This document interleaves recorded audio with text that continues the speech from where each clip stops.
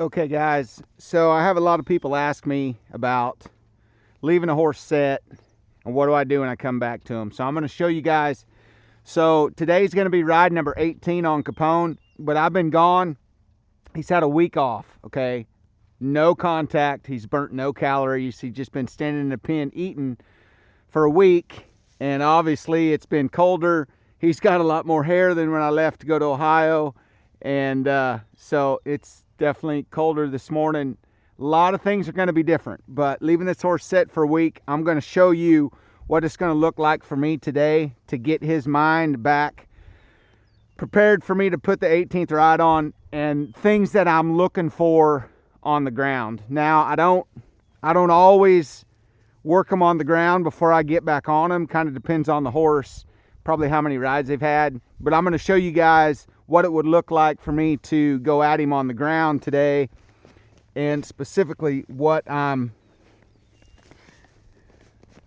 trying to see in this horse to show me that his mind is more ready for me to crawl on. Now, I'm going to do all this groundwork with my bridle on, but I'm going to show you I got a set of Makati reins on this bridle. So what I'm going to do is I'm going to pull all this slack out of my rein and put it into the lead line of my Makati. It's going to give me more distance here to work him on the ground. So I'm going to take pretty much all of the slack out of that. Slide it here into my lead line. Then I'm going to unhook my throat latch here. And I'm going to go around behind my rein here just to keep this from sliding back here.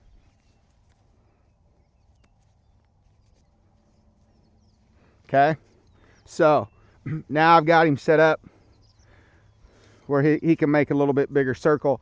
So for me, I'm gonna start out with my stick and my string. To me, a horse that's set for a little while, the weather's cooler, they haven't had a lot of rides, I'm gonna work them up to it. But the number one thing I want to see in my horses is, what are they gonna look like? How fresh are they out of lope? So I'm just gonna get him moving around here, let him get used to the cinches again. When I threw the saddle on him this morning, I threw that saddle up there like I'd been doing it every day for the last week, and he acted like he'd never had a saddle on his back before. Which, again, he's young, he's green, none of this stuff is set in stone in this horse yet. Okay, he's been standing around. You can do that while you're walking, bud. Standing around, not burning any calories, storing some energy. So you see how me taking the slack out of my reins of my Makati and sliding it into the lead line portion here gives me a lot of rope here. This thing is now longer than my 14-foot lead rope. Okay. So getting him started back here, I like this. I like the fact that I liven him up to a trot. He's able to contain himself. A horse super fresh. I get him out there on that much line, he might just go to farting and kicking and running around here like a chicken with his head cut off. Does that necessarily make it a bad thing if they do that? No, it's pretty typical of a young horse on a cool morning that hasn't been ridden. I like the fact that this horse shows some ability to control all that, to control his emotions.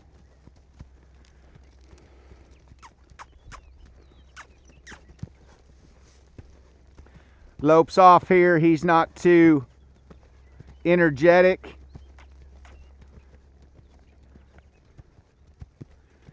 I guess if I said anything else,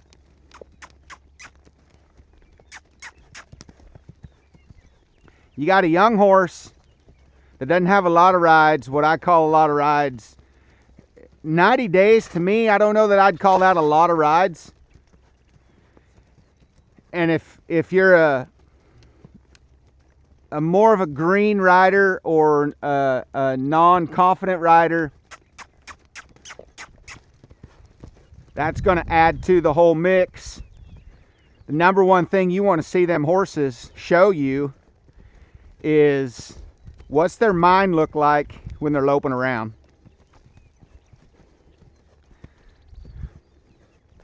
I like this right here.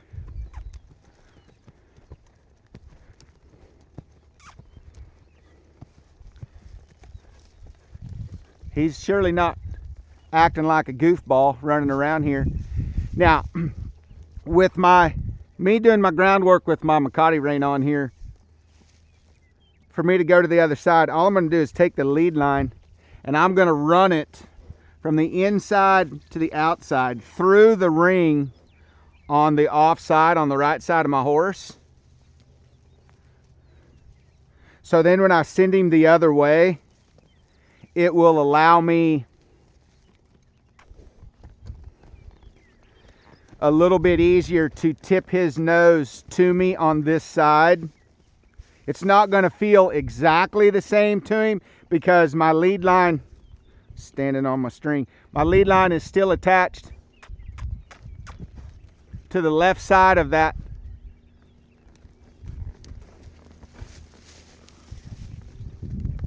bridle, but having it run through this ring over here makes it a little easier for me to tip his nose this direction.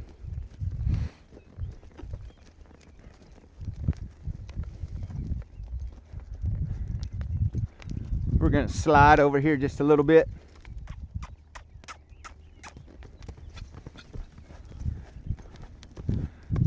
Loped off right there. He had a little bit of a hitch in his get along, in his giddy up.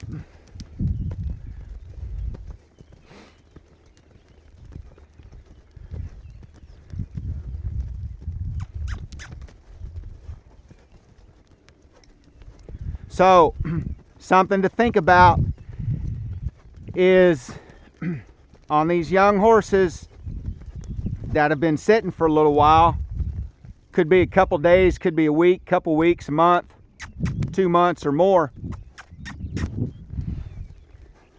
Yes, I want to see him at a lope, but what I also want to see is I want to see several transitions upward, okay? And loping around here in the counter canter. There he switched leads.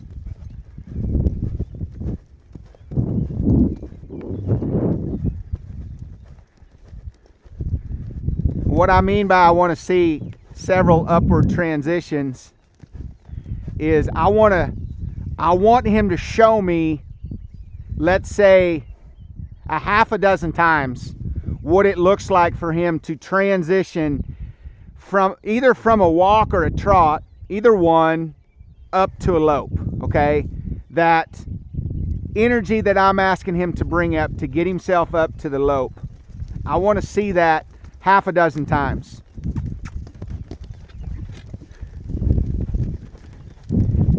Just like that right there. Proves my point. He'd been loping around here and looked pretty quiet. Didn't look that fresh. That time, I lope him off. I smooch him up to a lope. He's got a lot more energy. Where'd it come from? That's a good question. It was in there. That's why I say half a dozen times. 1 time, 2 times, not enough. What he also did on that one was when he loped off, he raised his tail up. You ever seen a horse when they're really fresh, how they hold their tail straight out or straight up? Or somewhere in between? It's a fresh horse. You bring a horse out and that's how he's holding his tail. Here's all I'm going to tell you. Do not crawl on that horse until he can lope around you and transition up to a lope half a dozen times without raising his tail up. We got to go the other way, dude.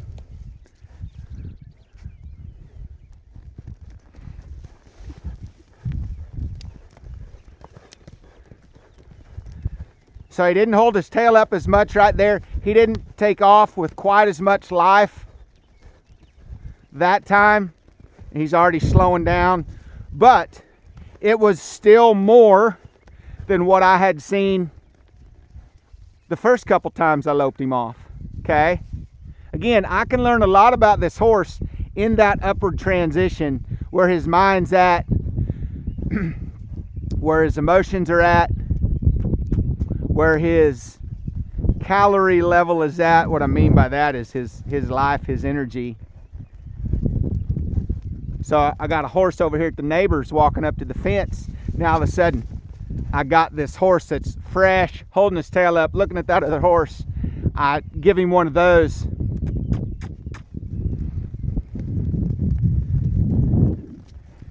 And you see how reactive he was right there.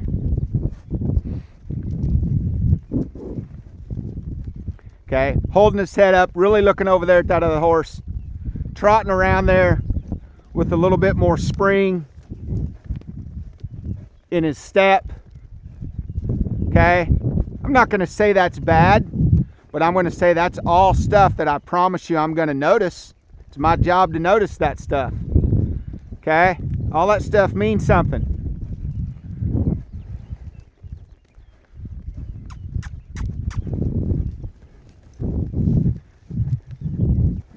Lope him off there.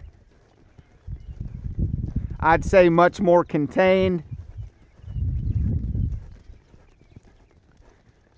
Back to the trot, back to the stop. We'll go back up to the lope.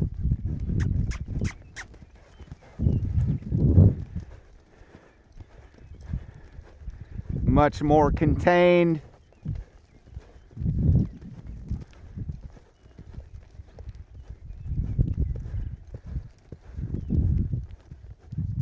I like that. I'm going to pull this lead line out from this ring.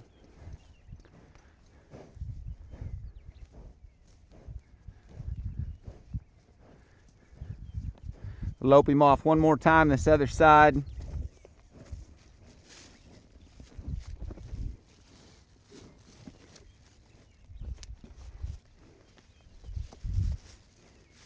Now I do have this stick with this sack on it for a reason.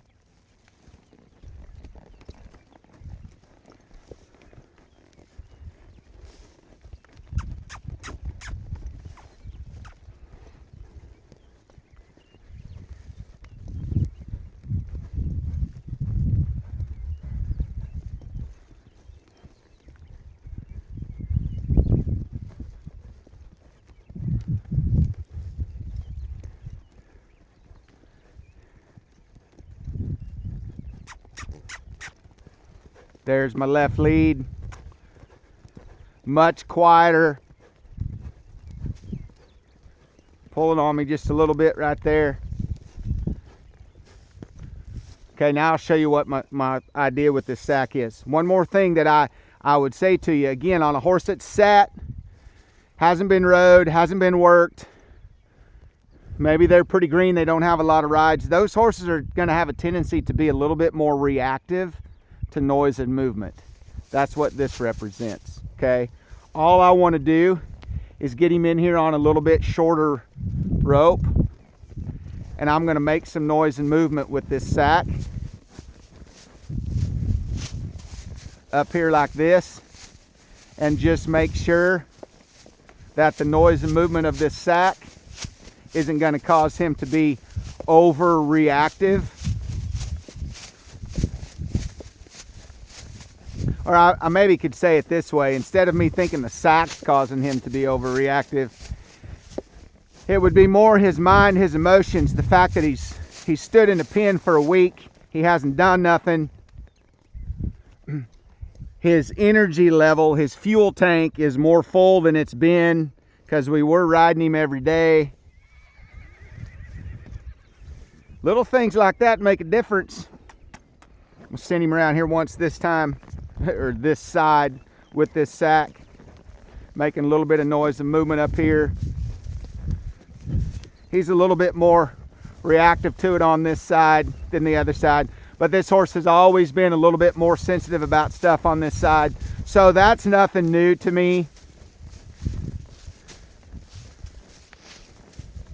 Do I have this horse to where I'm going to say I could crawl on him and everything's going to be bliss? I think I've got him at a spot where I've got a lot better chance. I don't feel like I need to keep doing this for a lot longer to get him ready.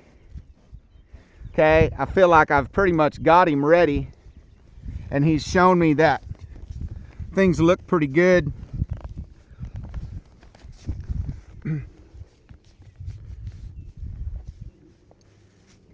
Kind of showing me where his mind was at, where his emotions were at, where his energy level was at, where his sensitivity and reactiveness level was at from sitting for a week.